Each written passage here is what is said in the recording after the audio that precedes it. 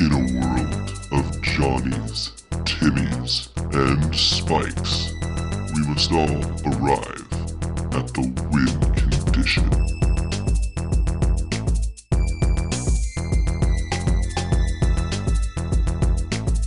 Real bad, wasn't it? Was that a MTG dad joke? That was an MTG bad joke. Oh, I'm getting beaten up over here.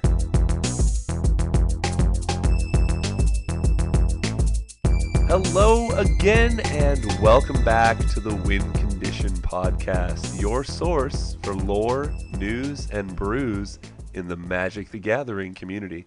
My name is Sean. I'm your host. I'm joined by my co-host, Greg. How's it going, Greg? Doing okay tonight. Awesome. Very, very cool. Well, Greg, it's, we're in mid-June here, and it hasn't quite crept up to the 100s yet here in Fresno. It's been kind of tame. How's it been going in the Bay Area? About the same. We hit 90 today. Okay. Awesome. At least that I know of. I know I'm going to be hitting the triple digits, though, at the end of this week. Yeah. Well, I am in the midst of having 2 weeks off of work, which is absolutely fantastic. And, now that we've got our pool going, it is just, it's gravy. I'm loving it. Wait, you're off for the next 2 weeks, and you're not making it to Vegas? Yeah, I know. Such is the life of an MTG dad, which we will get to later. But one of the things that we will not get to later is the fact that we are brought to you by Flipside Gaming at flipsidegaming.com, where you head over there and make an order of any product, be it Magic or other games. If that price is over $10, use that promo code WINCONDITION in all caps and save yourself 10% off your purchase, which will help contribute to future show giveaways. So, Greg, we are through with our Dominaria storyline, and we have some very interesting speculation as to what is going to happen in our next non-core set block. We do. But we have a major character that we wanted to dive into and kind of start to extract a little history from one of the major characters in Magic's in Magic's history. Who would that character be, Greg? Ugin. You just love going the opposite direction. I totally do. No. We are not going into Ugin. We are going into the enemy of all. That is Nicol Bolas. The most maniacal, devious, possibly most intelligent being in the multiverse. But yeah. All that being said, Greg, let's head on in to Lore Corner.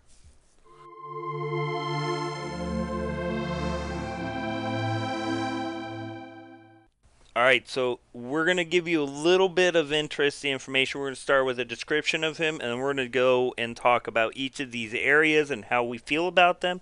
If we want to touch a little bit more on it, because Nicol Bolas has been a part of Magic before the Phyrexians. Yes. He is the oldest known living being in the multiverse.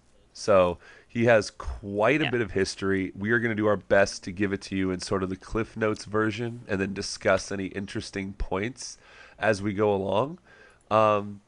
But we just find this guy just to be so compelling, and we want newer players to kind of understand where he is coming from and any of the previous events that he's been involved in.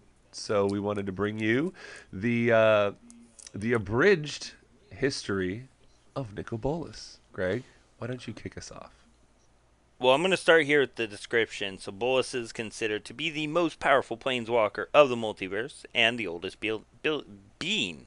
His hallmark is his touch, an inborn ability that causes a mind-shattering effect with the slightest caress. You can't really think when he touches you. He is a master of black, blue, and red magic and has many lifetimes of experience and knowledge. He has dual Teferi and is very skilled in blue magic to nullify time magic. His Yes. origin... Oh, going ahead. Oh no, I was just going to say that we've seen in our recent story Bolas's ability to just pluck thoughts out of people's heads and just be sort of omnipresent and omniscient, hence the card.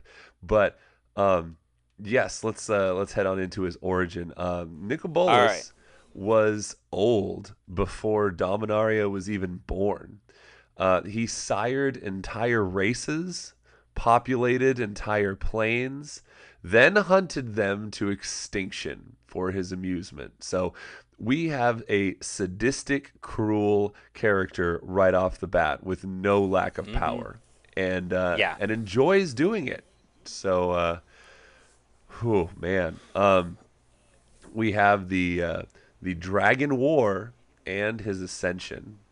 So thousands of years before the Brothers' War, that was of course Urza and Mishra, or even the Thran Empire, the earliest known society, I guess, in history of the Magic multiverse. For Magic, yeah. Yeah. The Elder Dragons were engaged in a conflict that tore the fabric of countless planes. Nicol Bolas emerged victorious, though there were survivors other than himself. His brothers Arcady Sabbath and Chromium Riul, his sister Palladia Mors, and their cousin Vevictus Asmati, and possibly others. During the crescendo of the war, Bolas became a planeswalker. And some thousands of years later, Bolas fought a demonic Leviathan in what would become the first planeswalkers duel on the still young plane of Dominaria. The fight lasted a month, reduced Madara to a third of its original size. Was Madara the demonic Leviathan that he was talking about? No. No. That is actually an island. Oh. That is a continent. Okay. So, if you're looking at a map, it is to the south of the Zalafrin Void. Okay, thanks to our Dominarian map that we had recently got. It's pretty easy to discern there. Okay. And he created the first temporal rift. In the end, the dragon relied upon his touch to defeat his foe. After the battle, Bolas feasted on the remains of the Leviathan over the course of a year, absorbing its power in the process. When he finished, naught was left besides what eventually became known as the Talon Gates, a plane from Plane Chase, if you have those cards, and an assortment of blubber. Bolas regards the Talon Gates as his finest trophy and visits them and Madara as often as he can to relish in his victory. I'm pretty sure the Talon Gates is a place that's on Dominaria that is used as planar travel at one point. Right. Yeah. All right. So we're going to continue on down. This is mostly in time order. We're not 100% sure on this. Right. The next grouping is defeating Ugin. Ooh. Bolas's maliciousness and power came to the notice of the Planeswalkers, Azor and Ugin, who devised a plan to completely destroy him. We talked about this in Ixalan. Yes. To this end, they wanted to use Azor's spark to create an artifact known as the Immortal Sun to trap him on the continent of Torazon on the plane of Ixalan, and Azor would summon Bolas into the plane and trap him there. Ugin would then remove him from existence entirely, to their grief. Bolas had discovered the plans thanks to Azor leaving hints of himself on the planes that he had ordered. In an effort to thwart their plan, Bolas traveled to Ugin's home plane of Tarkir, finding a willing pawn in Yasova Dragonclaw, Khan of the Temur clan, who sought to end the reign of Tarkir's oppressive dragons. Her conviction and commitment to the destruction of Tarkir's dragons coincided with the ambitions of the Elder Dragon Planeswalker himself. To this end, Bolas gave Yasova a vision of a peaceful and idyllic Tarkir littered with the bones of dragons. In her vision, a great dragon with scales of burnished gold and a golden orb floating between his horns promised Yasova that if she would lead him to the lair of Ugin, the spirit dragon, he would slay him, and the dragons would be no more. Of course, guided by Yasova, he intercepted Ugin on Tarkir as the spirit dragon prepared the ritual to call him there. After a close battle, Bolas was finally able to defeat the spirit dragon when Yasova turned Ugin's own lesser dragons against him. Ooh. Now, this was in the original timeline where Ugin died from the physical and magical energies Bolas had inflicted on him. However, the planeswalker Sark and Vol had traveled back in time 1,280 years in the future and saved Ugin by encasing him in a Hedron cocoon immediately after the battle ended, preserving the spirit dragon in a state of suspended animation.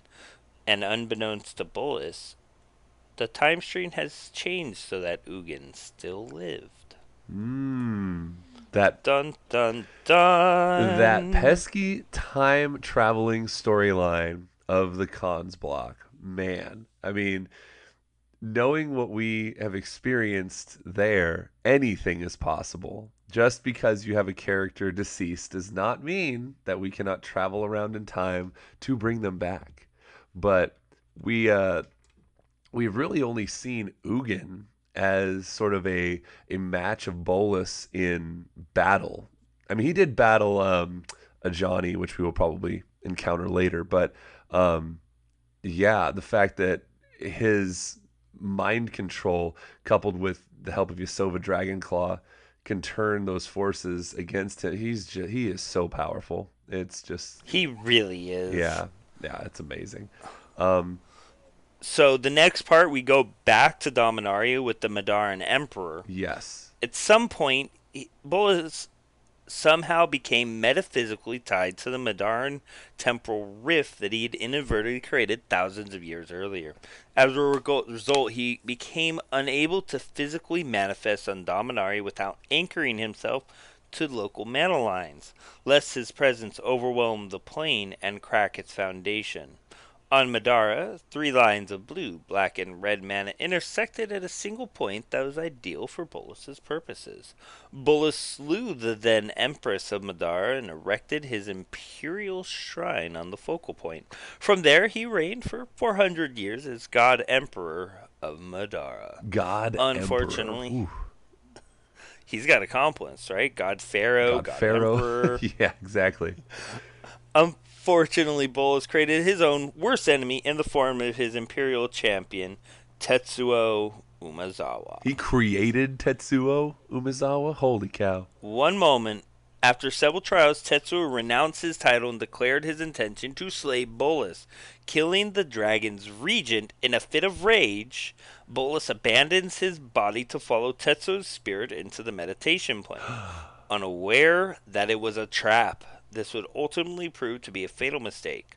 Using the Meteor Hammer spell, Tetsuo destroys Bolas' Imperial Shrine while Bolas' physical body was inside, severing the Elder Dragon's anchor to Dominaria completely. What? Okay, wait. Let's unpack that here for just a second. He creates Tetsuo Umezawa. Umezawa decides to slay Bolas. Yep. And then Bolas abandons his body to follow Tetsuo's spirit into the meditation Now, one plane? moment. So here's the thing. I got to bring this up. Tetsuo was not born of Bolas. He was born of Clan Umezawa. So there's stuff going on there. But the training and everything was taken over at a point by Bolas. So Bolas essentially was training him. His influence was creating a power, and he did a lot of training in the meditation plane. There's a good story page there that I just looked that up. Anyhow, that's actually kind of crazy. So all right, Bolas's anchor to Dominaria was gone. Is that why can he not travel? Oh no, he did travel at the end of the story to get Liliana. Okay, so he may not have actually fully traveled. That's true. That's true. Okay. That could have just been a portal there. All right. Go ahead. So, without a physical form, Bolas's spirit form was unable to escape back to Dominaria or any other plane. And without his connection to the abundant Dominarian mana that he used to fuel his spells, he was left without most of his magic. His physical superiority was rendered irrelevant by the nature of the meditation plane, which was a realm of thought and spirit. Furthermore, Bolas was largely unaware of its workings, while Umezawa had experience manipulating the fabric of the plane's reality. Stripped of his advantages as a planeswalker, a sorcerer, and a dragon, and forced to battle in a realm where his opponent had a significant edge. Bolas was defeated and apparently killed by Umezawa. However, as a result of his connection to the Temporal Rift, a ghostly remnant of his life force still lingered by the Madaran coast, trapped between the material world and the meditation realm. So he was defeated by Umezawa. Holy cow. I mean, I thought this guy was almost invincible. Like, I almost feel bad for the guy now. But, I mean, was he wielding his jitte? What was going on? Like, that's crazy. I mean, there's more details in that story. There are. Another time. Yeah. And you know, we're nabbing this off of the wiki page about Nicol Bolas, but there are so many little links here that'll take you to even deeper stories about certain segments. So there's so much more here. But yeah, we're just trying to get all of this to you all at once as quickly and efficiently as possible. So anyway, let's move on here. So we have time rifts. So Bolas's essence remained present in his land, which became overrun by the Nikoru descendants of Wasitora and their followers. So Didn't we get that card recently? Yeah, that cat dragon from Commander. A Jund colors cat dragon at that. So as the temporal rift expanded, he became able to manifest in Madara again, albeit as an immaterial shade. In this form, he presented himself under the alias of Sensei Ryu. When he sensed that the planeswalker Teferi was lost in a rift and had become separated from his companions, he arranged for them to arrive on the Madaran beach near the Talon Gates. His favorite place.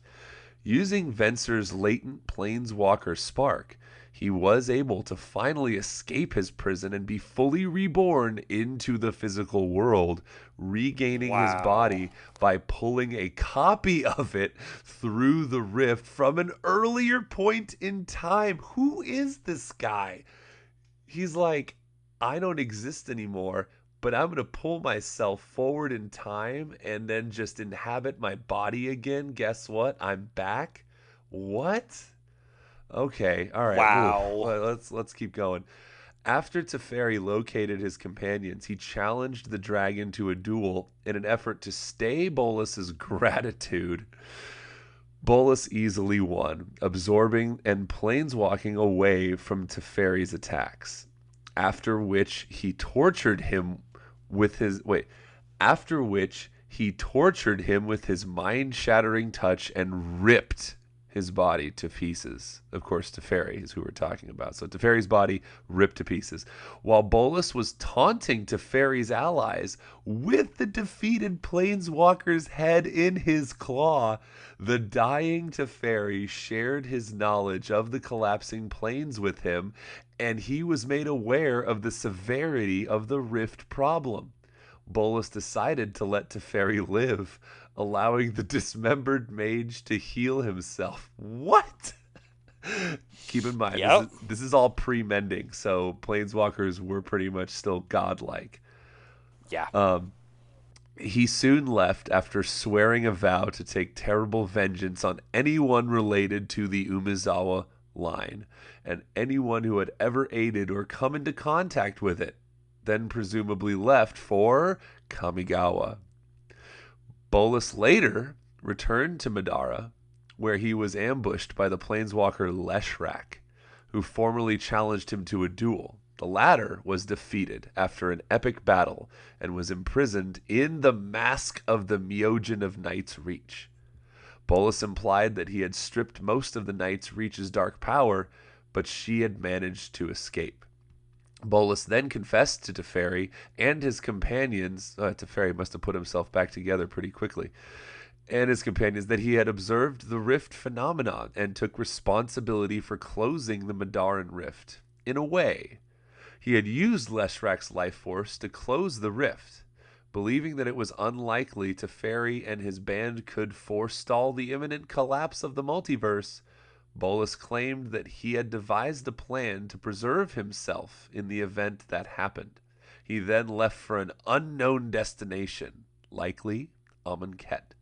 Although the multiverse survived, Jeska's mending spell, here we go, here's the mending, changed the nature of the Planeswalker's spark. Bolas, like all other old Planeswalkers who survived past the mending, lost a significant portion of his powers. Still, he retained the formidable powers of an elder dragon, as well as his unmatched intellect. Holy crap. That's so a lot. Can you unpack all that information? I'm going to take some time to do that. I might need to jump into a rift for that, but just this guy is crazy.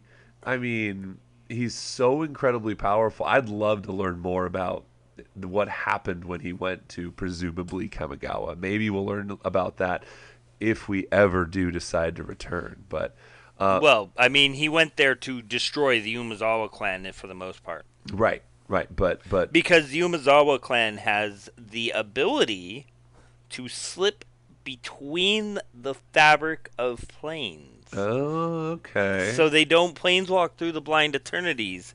They go a different way around. Wow, and we did get, what was it, Tetsuko Umezawa? Yes. In the newest Tetsuko. set? Mm-hmm. Yeah, okay. All right, so continuing on from there, so we have the invasion of Amonkhet.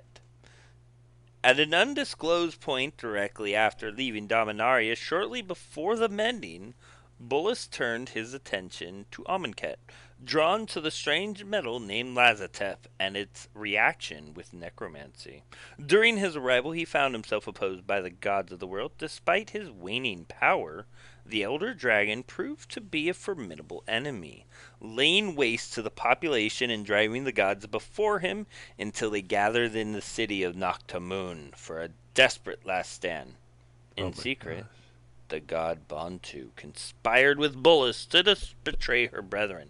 When the dragon broke through the protective barrier of the city, he cast a spell that killed every single adult being on the plane, weakening the gods enough to subdue them and corrupting them to worshipping him instead. The spells that maintained the corruption would be maintained by Bantu, who hoped to be rewarded by Bolas later. How wrong she was. The mummified dead of the plane to raise the children, he built himself monuments and wrote prophecies that would tell of his glorious return, drawing on the phenomenons like the Curse of Wandering. One of these promises, when he returns, he will shatter the Hekma, the magical barrier protecting the populace of Amonkhet from the horrors of the Broken Lands, and call those who have passed the trials of the five gods to his side to grant them a true afterlife. The remaining ones, including the gods themselves, will have to prove their worth to him, just like the mortals they tested before. The theology of this religion would be kept in the accounting of hours afterwards. Bolas left, waiting for the time his scheme would pay off. Additionally, Bolas warped the angels of the plane to serve as his agents. Bolas also spread rumors that he was the one who had created Amonkhet, which was later reiterated by Liliana. The people of Amonkhet found his false prophecies that he will return when the second sun is positioned between the effigy of the Bolas horns on the plane. This is a highly anticipated and reflected in figures of speech. I forget what the exact saying was in that storyline, but anytime they had mentioned the god Pharaoh, it was, what was it? May his return come quick, and may we be found worthy. I think that was it. Yeah, something like that. Yeah. Then Several decades after the mending, a severely weakened Bolas met with a wizened Liliana Vess. She was jealous at the fact he was seemingly unaffected by the mending. He berated her, stating that he had lost more power than she could learn in a dozen lifetimes. Bolas lamented that only a few years previously, planeswalkers like them were akin to living gods who exerted their power and influence throughout the multiverse. Bolas proceeded to act as a middleman for 4 demons to form a contract with her to restore some of her power and youth at the cost of her soul. His price for this was presumably her service to him in the future. No, wait, what? Isn't That's misconstrued. It was the contract was set up that she would obey the demon's wishes, and she didn't read in the contract that in the event that all demons were to be dead, she would be Nicol Bolas's pawn. right? So she would have had to have known that it would be servitude in the future, lest she, not kill the demons and just hang out with her power. But anyway, wow, that's yeah. This is all sort of coming together now. So after the mending, Bolus lost the ability to retain much of his 25,000 years worth of arcane knowledge. He managed to escape to the plane of Alara, where he began machinations while dwelling in the shard of Grixis, claiming the necropolis of Kedrect as his own. He prepared to take advantage of the coming conflux to regain his power and started to manipulate certain individuals and organizations on the multiple shards to create an environment ripe with tension and ready for war. For Bant, that's white, green, blue, the Order of the Skyward Eye and Guafa Hazid spread xenophobia and disorder along the borderlands of Bant's nations. For Esper, that's white, blue, and black, the Seekers of Karmat warned Esperites about dwindling supplies of Ethereum and created a fervent demand for the otherworldly red stone called Karmat. For Grixis, that's red, blue, and black, Malfagor led massive armies of the undead, gathering hordes ready to invade the other shards and cut chaotic swaths through any living resistance they find. For Jund, Rakhamar stirred fervor for greater and greater life hunts among the warrior clans there. And in Naya, that's white, green, and red. Sorry, Jund is red, green, and black. For Naya, Marisi stimulated the emergence of the philosophical schism of the Nicodal Cloud Empire and the revolt of the Wild Nicodal that resulted in the destruction of most of the advanced Cloud Nicodal civilization and cities, and in the Cat People's Nation regression back to savagery. So he kind of dipped his hands in all 5 shards of Alara to make sure that the turmoil persisted. So once again, doing his little manipulative thing. And then also in Alara, it's the first time we see the planeswalker Tezzeret. So he survived a near-death experience on the Shard of Esper, awakening his latent spark. He found himself on Grixis atop the Kedrect. After fighting off several creatures, all of whom presumably hoped to gain favor with Bolas, the Artificer was approached by the dragon himself. Bolas offered him power in exchange for servitude, which Tezzeret accepted. The agent what a of poor Bolas choice himself. Yeah, I know, right? That was a bad choice for him. Yeah. Oh well. So, sometime after the mending, Bolas founded an interplanar consortium, which was usurped by Tezzeret in a bloody coup d'état. Bolas retained his mind-reading ability, and Tezzeret, fearful for his secrets, tried to counter it by using Jace Beleren. This ended in disaster as Bolas easily overwhelmed both planeswalkers mentally, and the pair barely escaped with their lives, fleeing from Bolas's hired barbarian horde. At the end of Jace's struggles, after he defeated Tezzeret in a duel and crushed the Artificer's mind, it was revealed that this was all a plan Bolas agreed to in order to regain his consortium. Liliana Vess was the original architect of this plot and had approached Bolas with her plan. What? Bolas did not regain his organization, but he had obtained Tezzeret's still living but mindless and crippled body. Now he is the agent of Bolas. Yes. Now, this was a really cool book to read. Agents of Artifice. It was the one you got the book Jace from. It was really good. I do highly suggest it. Yeah. So as we continue here, there's also some really cool planeswalkers you come across in that story that we still haven't seen yet. Right. And we hope to. Alright, so the next step is Alara Unbroken. The full gravity of Bolas's plans came to fruition with Alara's conflicts. Through the manipulation of the peoples of all 5 shards, his plan to trigger full-scale war erupted across Alara, awakening the obelisks of mana on each of the shards and causing the maelstrom to grow in magnitude. Over the course of the conflict, he acquired the servitude of Sarkhan Vol to help spread seeds of destruction across Naya, because Sarkhan wanted to serve a dragon. Right. Ajani's quest to find his brother's killer eventually led him into conflict with Bolas, and knowing that he could not defeat the dragon god himself, he summoned the essence of Bolas's own soul to fight for him. What? The Ersatz dragon battled Bolas in perfect symmetry before they lunged at each other with powerful bites. Both connected simultaneously, and in a flash of light, the dragons disappeared. It is unknown how badly hurt Bolas was, having harvested the essence of most of the Maelstrom immediately prior to this climactic battle. Wow. Because if you remember correctly, Ajani is a soul sorcerer. Yes. That's why his colors are red, white, and green. He can pull out your power of your soul to be able to use it against your enemies. Exactly. It's like he had Flame Shadow Conjuring on his side. Something like that. Which is red.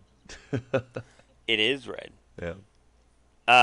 Then in Mirrodin Besieged, Bolas demonstrated great interest in the war on Mirrodin. He sent Tezzeret there to observe and assess the rise of the new Phyrexians on the plane, and to serve as Bolas's eyes and ears in the Phyrexian hierarchy.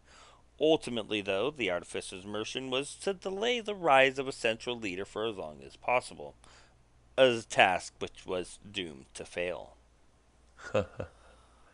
The Elder Dragon on Zendikar. At some point, Nicol Bolas took notice of the volatile nature of Zendikar. He investigated the Eye of Ugin and left after studying it. Long afterwards, Bolas sent Vol to guard the eye to make sure nothing disturbed it. Sarkhan was, however, misled. When Bolas had sought out and defeated Ugin, he had extracted a great deal of information about the Eldrazi and the lock that kept them contained. Knowing of the Titans and what it would take to unleash them, Bolas sent Sarkhan to the Eye and manipulated the pyromancer Chandra Nalaar into arriving at the same time. Unfortunately, that only solved 2/3 of the problem, and so Bolas gambled that Jace would show up if prodded in that direction. The purpose of his manipulations was clear: the release of the Eldrazi, but the reason he wanted them released remains shrouded in mystery. He would want these interplanar beings to come and just ravage the plane of Zendikar? But why? Why? Nobody knows. We'll just have to wait and find out when we return to the battle, to return for Zendikar, Ravnica, return to Kamigawa. Anyway, moving on.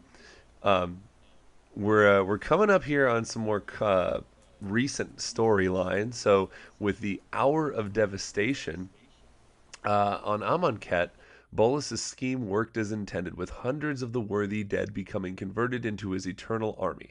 When he came to the plane and materialized above his throne in Noctimoon, he found the city in ruins, its gods fallen, and the population under assault from his minions. perfect. Pleased, he turned to the treacherous Bantu, commanding her to kill the last of the gods, Hazaret. When Bantu managed to defeat her sister, Bolas instead rewarded her with death, forcing several undead to tear her apart. Sorry, Bantu, but you kind of messed with the wrong guy. Seeing his plans come to fruition, Nicol Bolas now turned his attention on the Gatewatch, a meddlesome group of planeswalkers that had come together to stop the Eldrazi Titans on Zendikar. Asking himself if they were suitable for what he required, Bolas waited for them to form their strategy. As each of them attacked him with their own methods, the dragon proved resilient and even condescending. He sure as heck did. Using his tail, he kept the invulnerable Gideon at a distance by whacking him against the structures of Noctimoon, and simply ignored Chandra's flames, Nissa's vines, and Liliana's zombies. Focusing on Jace, Bolas let him briefly enter into his mind before crushing that of the telepath, sending him fleeing from the plane. Turning to the rest of the Gatewatch, he addressed Liliana and offered her a chance to survive the confrontation. Offering to tutor her in the use of the Chain Veil, he demanded her to leave and retreat to another plane where he would contact her. The Necromancer took the offer, even asking her teammates to join her. Bolas now turned his attention to the rest, taking Chandra into one of his claws and breaking several of her ribs with brute force, while lecturing her on the futility of using fire against a dragon. As the Pyromancer planes walked away to save her own life, Bolas turned to Nissa. Using his command over the corrupted world, he turned her link to the land against her to attack her with necromantic magic, forcing her to flee. Now facing Gideon, the sole member of the Gatewatch remaining, Bolas took him into one of his claws and used magic to pierce his invulnerability, giving him a choice: stay and die, or live and betray the oath he had sworn at Seagate. Eventually, Gideon fled too, leaving Bolas victorious. Only a few minutes later, Tezzeret, good old puppet Tezzeret, appeared and was sent by Bolas to check on the progress of Ral Zarek. Reveling in his victory, Bolas celebrated the first steps in his plan for reclaiming his stolen power. What? Oh my gosh. Yes. Maybe he's planning to drain all the planeswalkers. That's definitely a good possibility. So, next we go. Claiming the Immortal Sun, Bolas sent Tezzeret to Kaladesh to fetch a portable planar portal. He then sent Vraska to Ixalan to lay claim on the Immortal Sun. After Vraska then found the artifact, she summoned Tezzeret, who took it away on his planar bridge. Now, we also know there was a lot of information here with the one we call Jace. Yes. Then there's the planning of the conquest of Ravnica. After putting together some of Bolas's machinations on Ixalan Amonkhet, Jace and Vraska theorize that something on the plane of Ravnica is of extreme interest to Bolas. It seems to be part of his plan to reclaim his lost power in order to reach this goal. They reason that he plans to invade the plane with an interplanar army of immortals while trapping the resident planeswalkers. Wow. What a guy. I mean... What a... Sorry for the yawn. So, I mean, we're gonna see what happens once we hit probably the third block in this Kaladesh, in this Ravnica blocks of sets that we're going to be coming up on here. But man, this guy is so incredibly powerful, and you know, having read about a couple of his defeats, he does not seem as invincible as I kind of took him for, you know, kind of before going through this. So yeah. I mean, he was an Elder Dragon legend. You know, when Legends was around, he was just a creature. But now that he is a planeswalker, he is insanely powerful. So he really is. We'll just have to wait and see what happens with him as we move forward back into Ravnica. But wow, that was, you know, as long as that really wasn't even you know, that detailed in terms of everything that he's done. So no, this is only a scratching of the surface. There's so much more going on that is going on with him. Right. Wow, I just said going on twice. Yeah. I'm not tired, I swear. No, I mean, starting with his battle with this unknown Leviathan of insane power, all the way up through his, time on Amonkhet stealing the Immortal Sun. He's done so much. And his battle with Teferi, dismembering him, that's crazy. I mean, he has the battle with Jace, too, where Jace just has nothing. Right. Right. But maybe this new and improved Jace will actually come around and give him a little bit more fight this time. If only. If only. All right. Well, let's move on from lore corner here.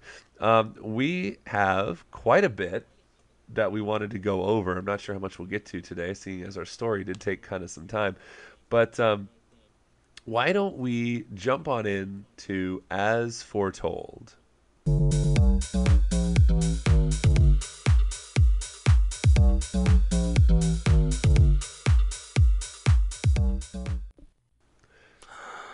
All right, so much to talk about here. I was gonna say, let's edit this, Greg. Do you want to talk about tournament stuff, or do you want to talk about previews?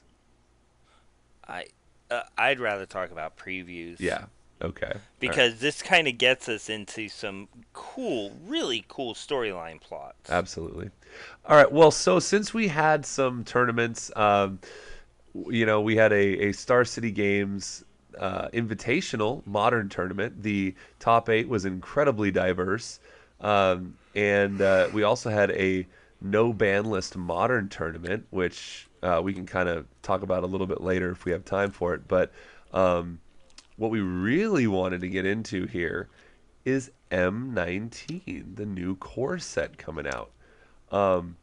Greg, we got some news in regards to packaging, promos, and more. You want to kind of start us off talking about some of this stuff here? Well, as we go on to the mothership, if you don't know what that is dailymtg.com. We're talking about everything coming up, and there's just so much. Right. There really is. We have an article by Blake Rasmussen, which he kicks off by dropping another bombshell. We have the buy a box promo card, again, only available by buying a box of M19. This card is Nexus of Fate. So for 5 blue, you get an instant that says take an instant. I totally forgot about that part. Holy cow. Take an extra turn after this one.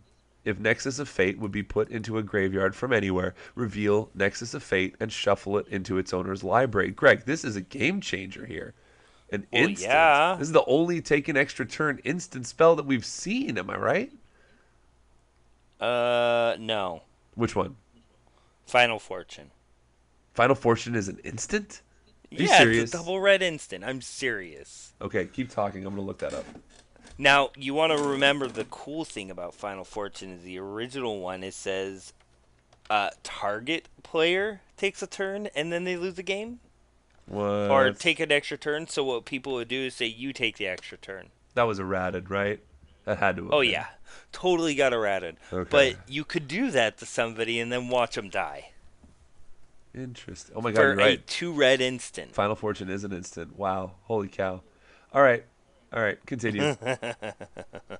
So this is, as we know, Nexus of Fate, there's Crux of Fate, and all these Fate cards, of course, it came as a Fate Reforged kind of card. Yeah, it is Sarkin going back in time to save Ugin. Yes.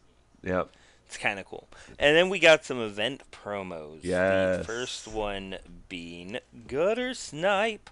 Yep. For the open house. Now, if you guys don't know what Gutter Snipe does, it is a 2/2 for 3 Goblin Shaman that says, whenever you cast an instant sorcery, deal 2 damage to each opponent. Yep. Card's pretty good. Yep. We deck tech somebody's modern deck with it was a blue and red kind of storm deck, and this card is very useful in multiplayer games. Very, very awesome. Extremely. So as we pass on to draft weekend, we're going to have Desecrated Tomb. Oh my God. Yes, right? This card's so bonkers. So it's a 3 generic artifact, and it says whenever one or more creature cards leave your graveyard, create a 1/1 black bat creature token with flying. Now, if you say, for instance, Rise of the Dark Realms 20 creatures from your graveyard, you also get 20 bats. Yep. If you time reversal 5 creatures into your deck, you get 5 bats. Right. If you cast the backside of Commit to Memory and you shuffle your graveyard back into your library, all those creatures in your graveyard will create 1/1 black bat creature tokens. This card is so nuts. I'm shocked that they would print something like this. This seems so powerful, so good. Yes. So as we push on, you get the Magic League in late July, where the promo will be Reliquary Tower. This is going to be a very, very sought after card. Tons of EDH players are going to want this for their decks. Then there's going to be a store championship in June, which will be in Dominaria store championships, but you will be getting this special Demon of Catastrophes that has an M25 stamp on the front of it for the 25th anniversary. Right. Now, the Demon of Catastrophes is a 2 generic black creature demon that says as an additional cost you cast it, sacrifice a creature. It is a 6/6 flying trample and does not have the same negatives of most of your demons. Right. Now, this card is definitely going to be seeing some competitive standard play, in my opinion. Oh, yeah. Possibly, well, I don't know about modern, but still, 6/6 flying trample for 4 with no drawbacks other than you sacrifice a creature is pretty amazing. Now, also, the winner of the store championship will receive a beautiful playmat featuring Nicol Bolas himself. I don't see the head egg, though. What happened to his head egg? I don't know.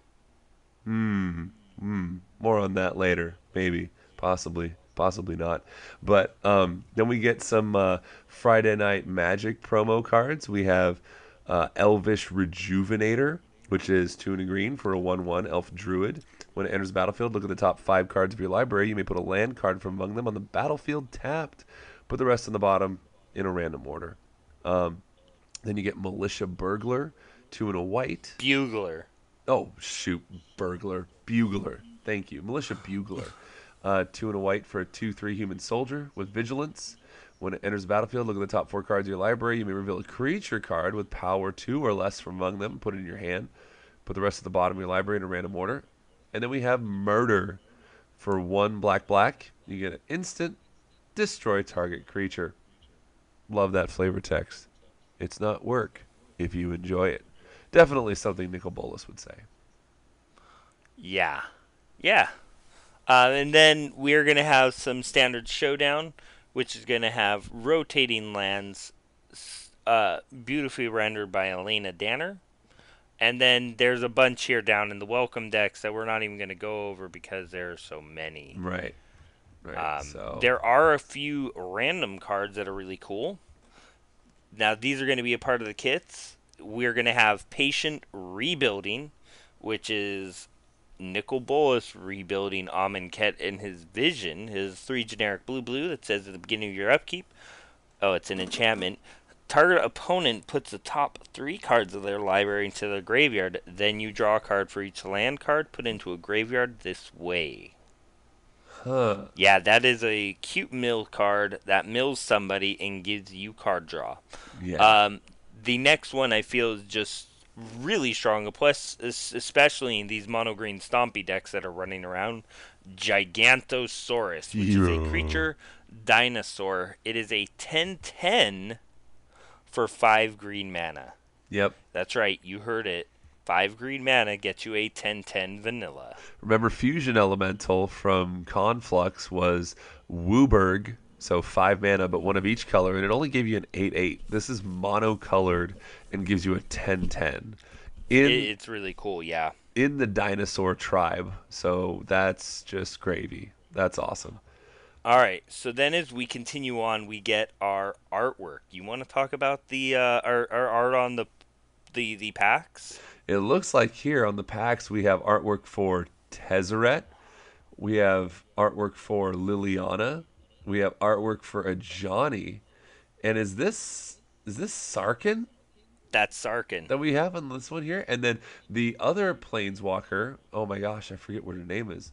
Um, It is Vivian Reed. there you go. So we have 5 Planeswalkers depicted on the packaging for Core We Set also 2019. we also know the Planeswalker decks are going to be a Johnny and Tezzeret, which I think they were going to be letting us get early. Really? Huh. Yeah, I thought they were going to be releasing the Planeswalker decks prior to pre-release. Okay. Well, I'm not 100% sure on that one. we know Nicol Bolas will be present as well, and who knows how many Planeswalkers they're going to shove into this set. But we already have quite a few options that we're going to see, and one definite one, which we will talk about uh, in our next section. We're going to go ahead and head over to Mythic Spoiler here and start talking about some of these new cards that we're going to get in M19. And here we go. Kicking us off, we have Vivian Reed, a brand new legendary planeswalker for 3 green green. You get a 5 loyalty planeswalker with a +1. Look at the top 4 cards of your library. You may reveal a creature or land card from among them and put it in your hand. Put the rest on the bottom in a random order. A -3, destroy target artifact, enchantment, or creature with flying. Some good protection. And a -8, which will take you about 3 or 4 turns to get to. You get an emblem with creatures you control, get +2/+2, and have vigilance, trample, and indestructible. So that's pretty strong. I mean, it's a good green pretty good. planeswalker. Nothing broken. Very very core set of it. Um, but yeah, pretty sweet planeswalker there. Um, Yes. why don't you bring us on into the next interesting card here? Um, I'm going to go with a black card. It is Infernal Judgment. It is a 1 black instant that allows you to exile a colorless creature. Now, this is anywhere from an Eldrazi to an artifact creature. To a Wormcoil engine. To a Thraxos. Um, you also gain life equal to its power. That is correct. Right. But seeing this in like sideboards against decks that involve Wormcoil engines, you can exile it, you gain that 6 life, and they don't get their Wormcoil tokens. That's pretty Yeah. huge. So, and then you'd mentioned the flavor text. Like, this is not Nicol Bolas in the card. This is not Demon Lord No. Belzenlock. Obviously, he's dead. Like, who is this guy? Well, so the Google Fu, the people in Mythic Explorer, says it is as soon as these intruders will be gone from Zendikar, Zendikar will be my throne, my pleasure, my playground. Huh. And So- nobody knows what this guy is, but he definitely looks to be holding something like an Oblivion Source size Eldrazi in his hand. Right. So this guy looks massive. I mean, he could be a planeswalker, or he could just be some ridiculous, like, 15/15 demon creature. Because he looks to be bigger than Emrakul. Yeah, he's huge. Maybe. I Could mean, it's be. hard to say, really. Right. Um, And then the other cards that we got were mostly from the Welcome decks, which just has some cool cards in it. Hey, we get yet another printing of Colossal Dreadmaw. Who's excited? Not me. What about the Shivan Dragon? That Shivan Dragon, I'm not as excited because it's not the Melissa Benson art, the original one. Like, you bring that back, and I will get hyped over Shivan Dragon, but not so much. Let's see here. Were there any cards of note as we go through Mythic Oh Spoiler yeah, here? yeah, Apex of Power. All right. What do So you think? this is a 7 red. So that is a 10 cost sorcery in red. And it says exile the top 7 cards of your library. Until end of turn, you may cast non-land cards exiled this way. If this spell was cast from your hand, add 10 mana of any one color. What? The flavor text says, "As I desire, so it shall be." Nicol Bolas. I guess so. Man.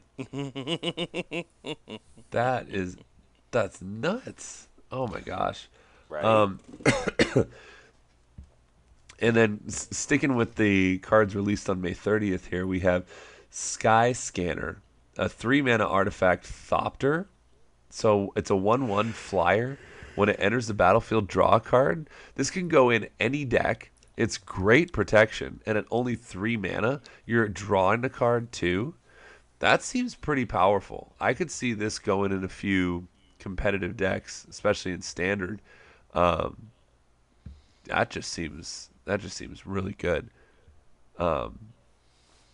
Let's see here. What else do we have? Vivian's Invocation. Okay.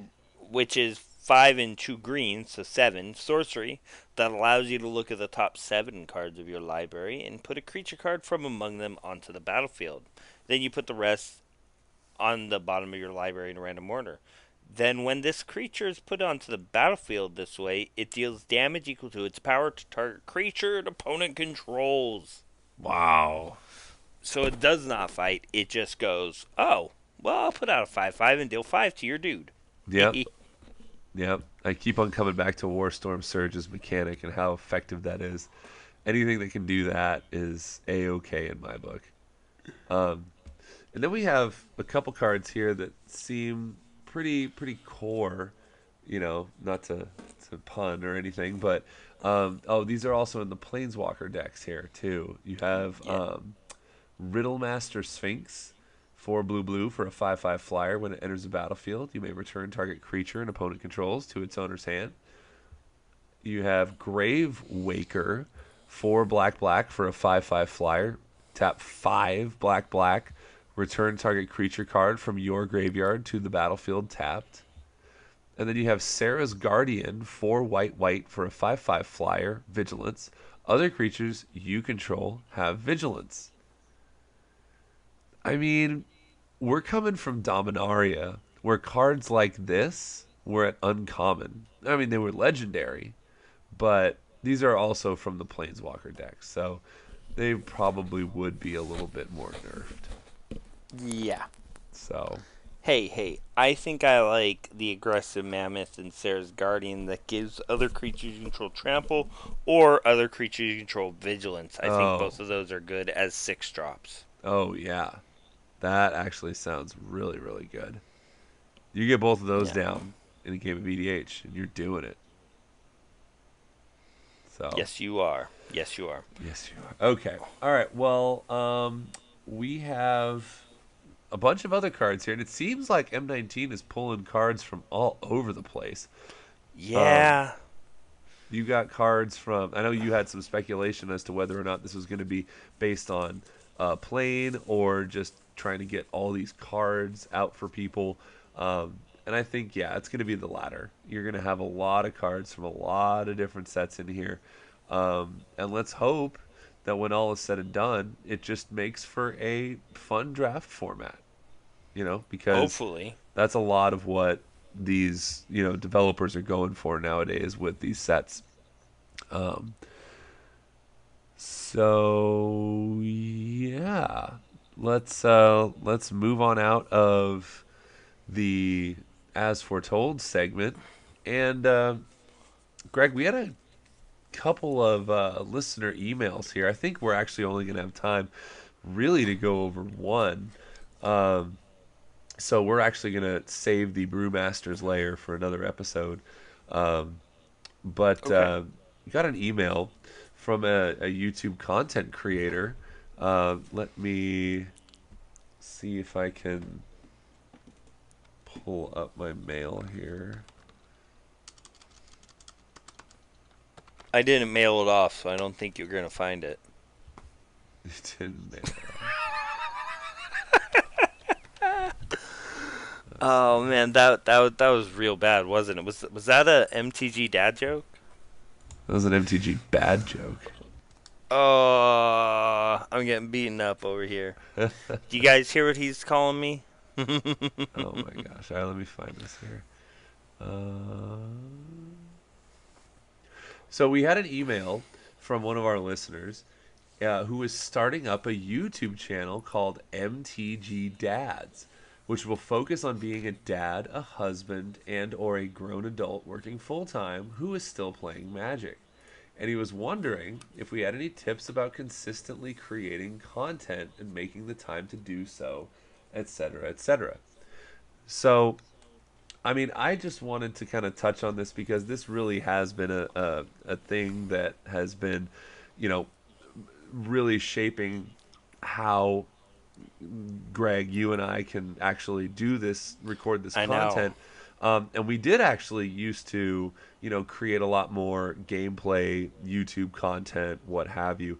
Um, First off, let me start out by saying that the best thing is to make sure that you have the support of your spouse, significant other, whomever, in what you are doing. And Yeah. a way to do that is, obviously when you get to know them, when you meet them, or if you've been in a relationship for a very long time, you got to let them know that this is something that you are very passionate about. This is something that you really look forward to each week. I know for Greg and I, we record once a week, or at least we try to, and I'm very upfront with my wife about letting her know that this is my one outlet a week. This is the time that I am choosing to put forth towards my creative outlet, and Yeah. seeing things like email responses, contest participation, interaction on a consistent basis. She is honestly impressed. She's like, wow, people actually listen to you. And I'm like, well, yeah. I mean, we try to put out something for people's entertainment each week. And that really sort of helps her sort of digest me sitting in our office for 2 hours twice a week, once to record and once to edit. um, it definitely comes with its hangups here and there. You might have to pause an episode of recording for a minute because your babies are crying or in need of some help. Or you might have to stop editing for a while because something came up and you need to spend some time.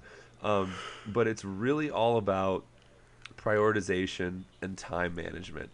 If you can set aside a certain amount of time, each week to dedicate to content creation, if that's podcasting, if that's, creating videos, or even playing Magic, going to Friday Night Magic, going to, Saturday Showdown, make sure that this is something that is planned ahead of time. You don't want to spring it on your significant other at the moment of when they come to you and they say, hey, I was hoping to go to a movie with you tonight. Do you want to go see Infinity War or whatever? And then you say, oh, geez, I'm sorry, babe. I want to go play Magic instead. Well, then that's a whole different animal, whole different battle you're going to have to fight. And we don't want to create fights. We want to create understanding and appreciation.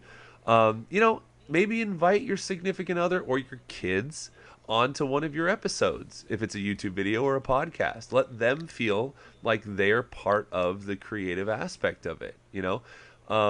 Because then who knows, you might get some feedback from your listeners. Hey, I loved when you had your wife on and you guys talked about this, or I thought your kids were adorable, can't wait until they start to play Magic, or this, that, and the other.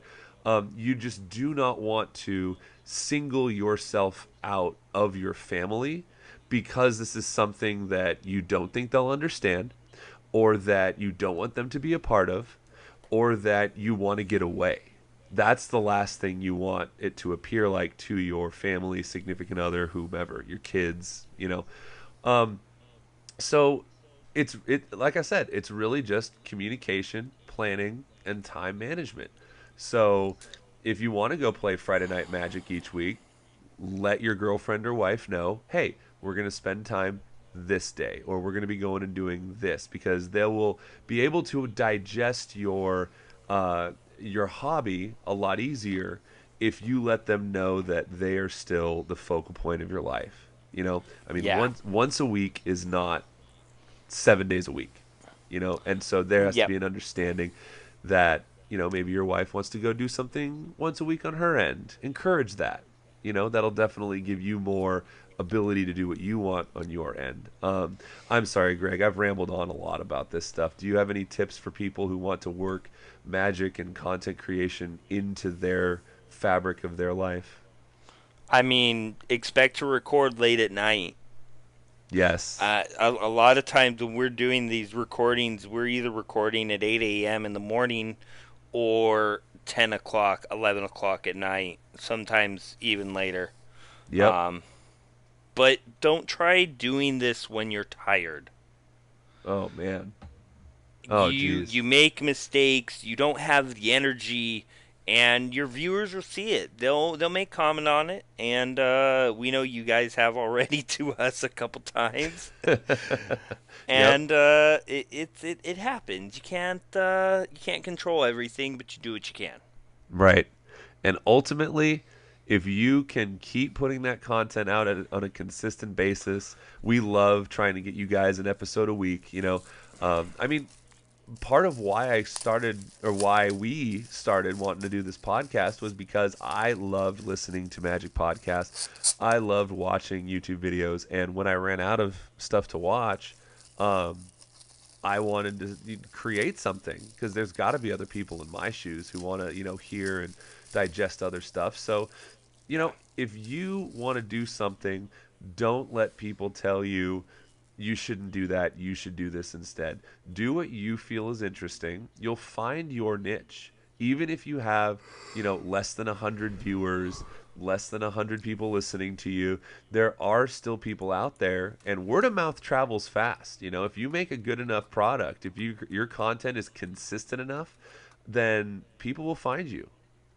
So just keep plugging away, and like I said, just communication, time management, and planning, and you'll be able to get it done. No problem at all. Yes. So, all right. Well, that's going to bring us to the end of this episode. Unless there was anything else. Oh, one other brief thing. Last weekend, we mentioned that SCG had a no ban list modern tournament. If you can, go and check it out. They broadcast the top 8 on Twitch. It is strikingly similar to Legacy, and I'm going to go on here and just say, if there were more no ban list modern tournaments, then I honestly believe that these people who are screaming for kill the reserve list, bring the stuff back, I think that might bring them down a notch or two, because you're able to use all those one-drop cantrips in blue. You're able to use cards like Umezawa's Jitte. You're able to use Sensei's Divining Top. You're going to have Miracles. You're going to have Colorless Eldrazi. Yes, there is a lot of stuff that is very powerful, but that in turn gives you opportunities to innovate. I think it's a great path to go down. I think if we have more no-ban list modern tournaments, that people will just be allowed to create more and more ridiculously powerful decks, which in essence is what Legacy is. So Yes. yeah, that's my 2 cents. That's it. We'll move on. No, from it's a good 2 cents. there. Yeah, I mean, Mental Misstep is a card, but it stinks against Colorless Eldrazi. Yeah. Yeah. But then again, you have Ceremonious Rejection. There's whole different ways to go about this, and you have that new black card, that instant. Yeah.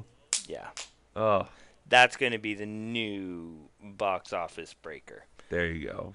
You heard it here first on the win condition. Greg is calling that card to be $40. All right, moving right along. No, we'll see how it does.